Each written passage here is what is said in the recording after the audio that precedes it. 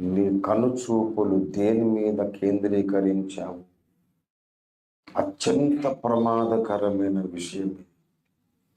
నువ్వు చూడకూడని వాటిని చూస్తే, నీకు అక్కరకు లేని అవసరం లేని వాటి మీద నీ మనసు ఉంచితే, నువ్వు ఏ వ్యభిచారం చేయకుండానే నాశనం అయిపోతావు.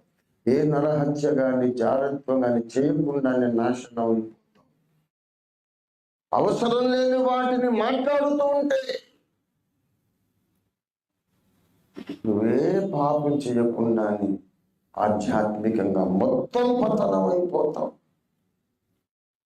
నేను భక్తుడని అనుకుంటాను, మొత్తం చల్లారిపోతాను. ఎందుకంటే చూపులు ఎక్కడ ఉండాలో అక్కడ లేవు. నీకు వేరే పాపం ఏం అక్కర్లే, నువ్వు చనిపోవడానికి. కళ్ళు రాంగ్ ప్లేస్లో ఫిక్స్ చేశావు. అన్ని పాపాల కంటే ఇది డేంజరస్ పాపం. కనుక ప్రభురాత్రి భోజనం మనం పాల్గొనక ముందు ఒక్కసారి స్వపరీక్ష చేసుకుందాం. మన చూపులు ఎక్కడ ఉన్నాయి? దేని మీద మన శ్రద్ధ, దేని మీద ఆసక్తి, దేని మీద ఎక్కువ భాగం మనం ఆలోచనల్లో గడుపుతున్నాం?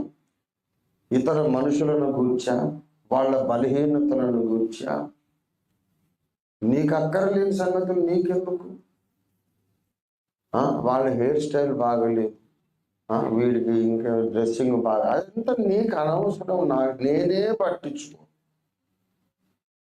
నా బిడ్డలే ఏ బట్టలు వేసుకొచ్చినా బాగుంది బిడ్డ, బాగుంది నాయన, బాబు బాగుంది నేను. అదో పెద్ద ఇష్యూ.